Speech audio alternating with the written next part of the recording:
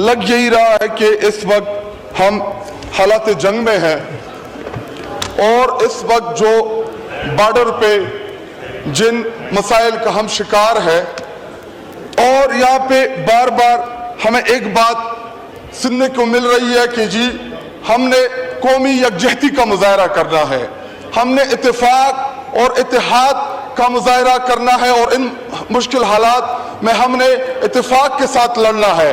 تو جناب deputy speaker صاحب، وہ کون سے عناصر ہیں جو اپنی ذاتی انا کی تسکین کے لیے پاکستان کے سب سے محبوب لیڈر عمران خان کو جیل میں رکھے ہوئے ہیں اور ہم سے قومی یکجہتی کا تقاضا کر رہے ہیں؟ اور میں آپ کو اور اس ایوان کو بتاتا ہوں، اللہ کی قسم حلفاً کہتا ہوں کہ میرے اور آپ کی تقریروں سے کوئی قومی یکجہتی نہیں آئے گی جب تک عمران خان کو جیل سے باہر نہیں آئیں گے۔ قوم آپ کے ساتھ نہیں کھڑی۔ اور کل ہم گئے، جناب ڈپٹی سپیکر صاحب، ہماری ملاقات نہیں کرائی گئی۔ ہم چاہ رہے تھے کہ عمران خان صاحب کوئی پیغام دے گا، پاکستانی قوم کے نام وہ کوئی پیغام دے گا، ہم قوم کو بتائیں گے، لیکن ہمیں ادھر اپنے لیڈر کے ساتھ ہماری ملاقاتیں نہیں کرائی گئی، اور ادھر آتے ہیں کہ جی قومی یکجہتی۔ بالکل اس قومی یکجہتی میں ہم نہیں کھڑے ہوں گے جب تک آپ عمران خان کو باہر نہیں لائیں گے۔ اور جناب ڈپٹی سپیکر صاحب، آج سے 2 سال پہلے 9 مئی کے دن جس بونڈے طریقے سے قوم کے محبوب لیڈر کو گریبان سے پکڑا گیا، ان کو گھسیٹا گیا، ان کو غیر قانونی طریقے سے گرفتار کیا گیا، تب سے لے کے آج تک پاکستانی قوم ان تمام ہاتھوں سے، ان تمام کرداروں سے نفرت کرتی ہے جنہوں نے عمران خان کو پکڑا، عمران خان کو گھسیٹا۔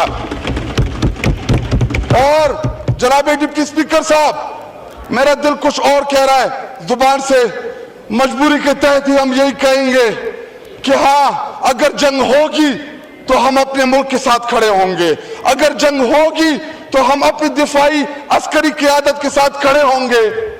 کیوں؟ کیونکہ ملک ہمارا ہے، سرزمین ہماری ہے، ہم نے اس ملک کے اندر رہنا ہے۔ یہاں پہ جو آگے بیٹھے ہیں، ان کی باہر جائیدادیں ہیں، یہ لندن بھاگ جائیں گے، کوئی دبئی چلا جائے گا، کسی کے یورپ میں گھر ہے، ہم نے اس ملک میں رہنا ہے، یہ سرزمین ہماری ہے، یہ ہمیں اپنے لیڈر نے سکھایا تھا، یہ پاکستان ہمارا ہے، کیونکہ ہم نے، ہماری آنے والی نسلوں نے اس ملک کے اندر وقت گزارنا ہے۔ لیکن ایسا نہیں ہو سکتا کہ آپ میرے لیڈر کو جیل میں رکھیں اور مجھ سے قومی یکجہتی کا تقاضا کریں۔ اگر میں کہہ بھی دوں کہ ہاں قومی یکجہتی میں آپ کے ساتھ کھڑا ہوں، لیکن پاکستانی قوم نہیں کھڑی آپ لوگوں کے ساتھ۔ اس بات کو سمجھے، باہر سروے کرائیں، باہر میڈیا سے آزادانہ سروے کرائیں، آپ کو پتا چلے اگر ملک واقعی مشکل حالات میں ہے تو عمران خان کو لے آئے باہر، کیا فرق پڑے گا اس سے؟ کیوں آپ قومی لیڈر کو ضرورت کیا ہے؟ کس لیے رکھا ہوا ہے جیل میں؟ پورے پاکستانی قوم جانتی ہے، آپ بھی جانتے ہیں کہ عمران خان نہ ملزم ہے نہ مجرم ہے، بلکہ تمام کے تمام سیاسی مقدمات ہیں ان کے اوپر۔ لائیں ان کو ادھر کھڑا کرے، وہ جب کہے گا کہ وی ول فائٹ، پورے پاکستانی قوم فائٹ کرے گا، بارڈر کی طرف جائے گا، اپنی فوج کے شانہ بشانہ کھڑا رہے گا۔ اور آپ کو ضرورت ہے، پاکستان کو ضرورت ہے۔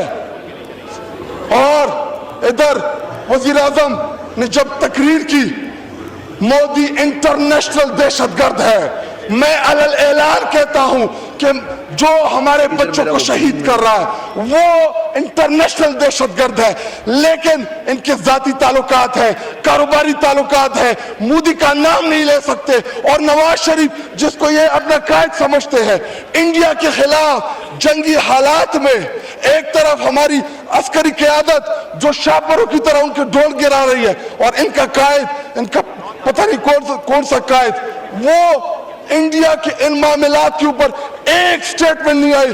جناب ڈپٹی سپیکر صاحب، مجھے ٹیپو سلطان کہ وہ ایک قول یاد آ رہا ہے کہ اگر ایک لشکر جس کا سردار شیر ہو اور اس کے ساتھ لشکر میں گیدڑ ہو تو وہ شیروں کی طرح لڑتے ہیں، اگر شیروں کا لشکر اس کا سردار گیدڑ ہو تو وہ نہیں لڑ سکتے، وہ جنگیں ہار لیتے ہیں۔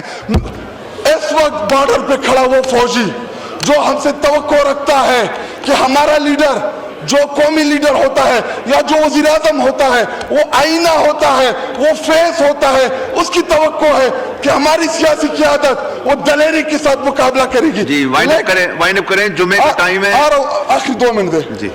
लेकिन जब आपका वजीर आजम, जब आपका लीडर बुज़दिल हो, वो मोदी का नाम ना ले सके, उसको आप क्या पैगाम दे रहे बॉर्डर पे लड़ने वाले जवान को?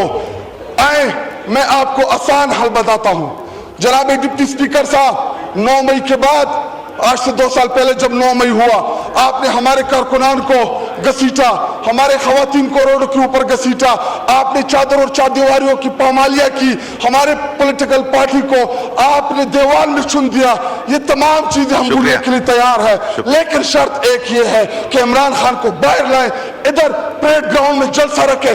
अगर 50-60 लाख से कम लोग हुए तो मेरा नाम शायद खलक नहीं होगा। ऐसा नहीं हो सकता कि आप मेरे लीडर को जेल में रखें और मुझसे कौमी यकजहती का तकाजा करें। अगर मैं कह भी दूं कि हाँ कौमी यकजहती में मैं आपके साथ खड़ा हूं, लेकिन पाकिस्तानी कौम नहीं खड़ी आप लोगों के साथ। इस बात को समझे, बाहर सर्वे कराए, बाहर मीडिया से आजादाना सर्वे कराए, आपको पता चले। अगर मुल्क वाकई मुश्किल हालात में है तो इमरान खान को ले आए बाहर, क्या फर्क पड़ेगा इससे? क्यों आप कौमी लीडर को, जरूरत क्या है, किस लिए रखा हुआ है जेल में? पूरे पाकिस्तानी कौम जानती है, आप भी जानते हैं कि इमरान खान ना मुल्जिम है ना मुजरिम है, बल्कि तमाम के तमाम सियासी मुकदमात हैं उनके ऊपर। लाए उनको, इधर खड़ा करे, वो जब कहेगा कि वी विल फाइट, पूरे पाकिस्तानी कौम फाइट करेगा, बॉर्डर की तरफ जाएगा, अपनी फौज के शाना बशाना खड़ा रहेगा। और आपको जरूरत है, पाकिस्तान को जरूरत है। और इधर वजीर आजम ने जब तकरीर की, मोदी इंटरनेशनल दहशतगर्द है। मैं अलल ऐलान कहता हूं कि जो हमारे बच्चों को शहीद कर रहा है वो इंटरनेशनल दहशतगर्द है, लेकिन इनके जाती ताल्लुकात है, कारोबारी ताल्लुकात है, मोदी का नाम नहीं ले सकते। और नवाज शरीफ जिसको ये अपना कायद समझते हैं, इंडिया के खिलाफ जंगी हालात में एक तरफ हमारी अस्करी क़यादत जो शापरों की तरह उनके ढोल गिरा रही है, और इनका कायद, इनका पता नहीं कौन सा कायद, वो इंडिया के इन मामलात के ऊपर एक स्टेटमेंट नहीं आई। जनाब डिप्टी स्पीकर साहब, मुझे टीपू सुल्तान के वो एक कॉल याद आ रहा है कि अगर एक लश्कर जिसका सरदार शेर हो और उसके साथ लश्कर में गीदड़ हो तो वो शेरों की तरह लड़ते हैं। अगर शेरों का लश्कर, उसका सरदार गीदड़ हो तो वो नहीं लड़ सकते, वो जंगे हार लेते हैं।